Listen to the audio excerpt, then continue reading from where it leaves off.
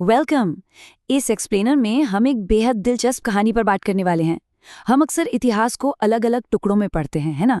लेकिन आज हम उन सारी कड़ियों को एक साथ जोड़कर देखेंगे कि आखिर हमारी ये आपस में जुड़ी हुई दुनिया, यानी ये ग्लोबल वर्ल्ड, आखिर शुरू कैसे हुआ। तो चलिए बिना किसी देरी के शुरू करते हैं।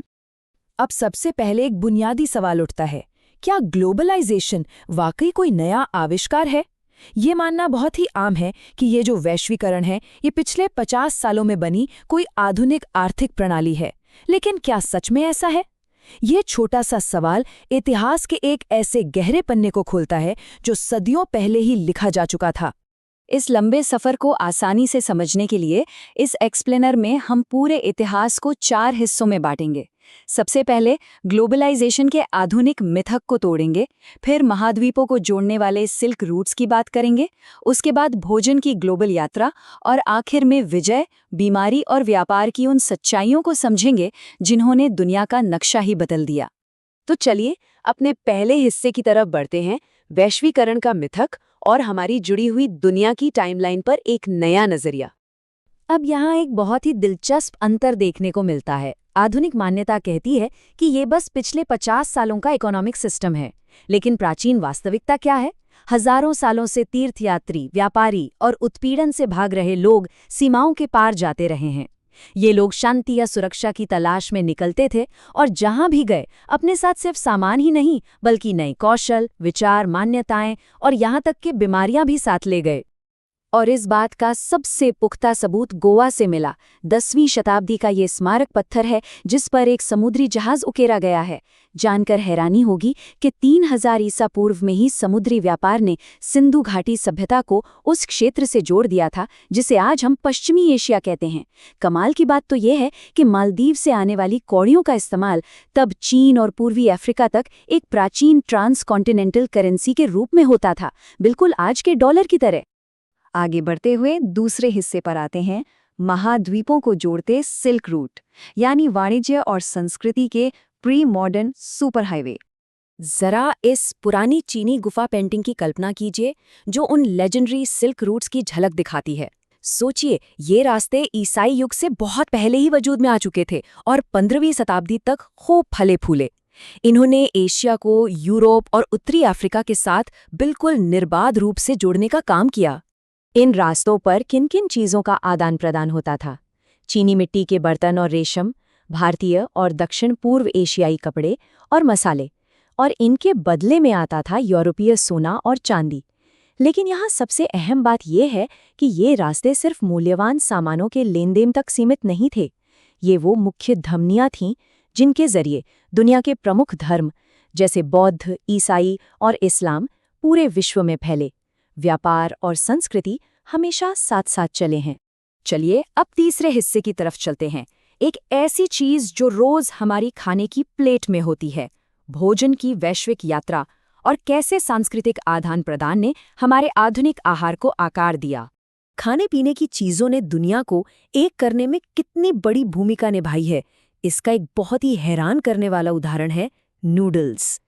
ऐसा माना जाता है कि नूडल्स ने चीन से पश्चिम की ओर लंबी यात्रा की और आखिरकार यूरोप पहुंचकर वो आधुनिक स्पेगेटी बन गए। है ना हैरत अंगेज? वहीं कुछ इतिहासकारों का ये भी मानना है कि 5वीं शताब्दी में अरब यात्रियों ने सिसिली में पास्ता की शुरुआत की थी। और इससे भी ज्यादा दिमाग चकरा देने वाली बात यह है कि मात्र 500 साल पहले तक आलू, टमाटर, मक्का, मिर्च और सोया जैसी आम चीजें यूरोप और एशिया में पूरी तरह से अज्ञात थीं। जब तक क्रिस्टोफर कोलंबस अमेरिका नहीं पहुंचे थे, तब तक आलू और टमाटर जैसी सामग्रियां, जो आज कई पारंपरिक एशियाई और यूरोपीय व्यंजनों की जान है, वहां मौजूद ही नहीं थी। ये सभी चीजें अमेरिका के मूल निवासियों से ही पूरी दुनिया तक पहुंची हैं। आलू जैसी साधारण सी फसल ने यूरोप में जीवन को इतना बदल दिया कि लोगों की औसत उम्र बढ़ने लगी। लेकिन 10 लाख, जी हाँ 10 लाख, ये चौंका देने वाली संख्या उस दुखद मानवीय कीमत को दर्शाती है जब किसी एक ही फसल पर बहुत ज्यादा निर्भरता किसी बड़ी आफत में बदल जाती है। हुआ ये था कि 1840 के दशक के मध्य में आलू की फसल में एक भयानक बीमारी फैल गई। इसके कारण विनाशकारी आयरिश आलू अकाल पड़ा। भूखमरी की वजह से लगभग 10 लाख लोगों की मौत हो गई और उससे दुगने लोगों को अपना घर छोड़कर पलायन करने के लिए मजबूर होना पड़ा। बचे हुए आलू खोदते हुए बच्चों के दृश्य उस भयानक स्थिति की गवाही देते हैं। चलिए अब इस एक्सप्लेनर के आखिरी और चौथे हिस्से की ओर बढ़ते हैं। विजय, बीमारी और व्यापार, प्रारंभिक वैश्वीकरण का एक बहुत ही डार्क पहलू।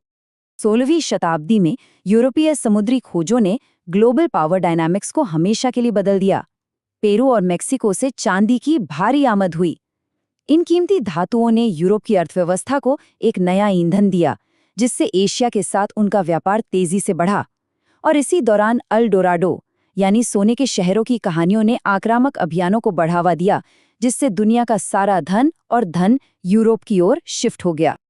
अब ऐतिहासिक संदर्भ में बायोलॉजिकल वॉरफेयर यानी जैविक युद्ध को समझते हैं। स्पेनिश विजेताओं का सबसे विनाशकारी हथियार कोई पारंपरिक सैन्य हथियार या तोप नहीं थी, बल्कि स्मॉल पॉक्स यानी चेचक का वायरस था। इस बीमारी ने अमेरिका के मूल निवासियों को पूरी तरह तबाह कर दिया, क्योंकि हजारों सालों के अलगाव के कारण उनके पास इस नई बीमारी से लड़ने की कोई प्राकृतिक इम्यूनिटी ही नहीं थी। इस भयानक स्थिति को उस समय के उपनिवेशवादी किस तरह देखते थे? मैसेच्यूसेट्स बे कॉलोनी के पहले गवर्नर जॉन विंथ्रोप का ये कोट देखिए। मूल निवासी लगभग सभी चेचक से मर चुके हैं, इसलिए भगवान ने हमारी संपत्ति पर हमारा अधिकार स्पष्ट कर दिया है। ये निष्पक्ष रूप से उस डरावनी मानसिकता को दर्शाता है कि कैसे इस विनाशकारी जैविक प्रभाव को एक ईश्वरीय वरदान के रूप में देखा और सही ठहराया गया। आगे बढ़ते हैं और विश्व व्यापार के एक बेहद गहरे और दोहरे रूप को समझते हैं। एक तरफ 15वीं सदी के व्यापारी हैं जो सामान का आदान प्रदान कर रहे हैं, नई चीजें सीख रहे हैं, और वहीं उसके साथ 19वीं सदी में अमेरिका में दासों की नीलामी हो रही है। एक ही ग्लोबल इकॉनमी में सांस्कृतिक आदान प्रदान भी हो रहा था, और दूसरी तरफ अफ्रीकी दास व्यापार में इंसानों का मजबूरन पलायन और दुखद व्यवसायीकरण भी। 19वीं सदी का यूरोप व्यापक गरीबी और भुखमरी से जूझ रहा था। शहर भीड़-भाड़ वाले और बीमारियों से ग्रस्त थे, और कई लोग गंभीर धार्मिक उत्पीड़न झेल रहे थे। इन सब से बचने के लिए हजारों लोग यूरोप छोड़कर अमेरिका भागे। लेकिन इसी भागदौड़ के बीच अमेरिका में एक ऐसी क्रूर व्यवस्था चल रही थी जहां गुलाम बनाए गए अफ्रीकियों को यूरोपियन बाजारों के लिए कपास और चीनी उगाने के लिए मजबूर किया जा रहा था। इस विश्लेषण को समाप्त करते हुए चलिए एक आखिरी सवाल पर गौर करते हैं। 15वीं सदी में चीन ने पूरी तरह से खुद को अलग थलग करने यानी आइसोलेशन को चुना, और दूसरी तरफ अमेरिका की नई खोजों ने यूरोप के उदय को तेजी दी। 18वीं सदी तक भारत और चीन दुनिया के सबसे अमीर देश थे, लेकिन इस एक भौगोलिक और राजनीतिक फैसले ने इतिहास का पलड़ा हमेशा के लिए यूरोप के पक्ष में झुका दिया।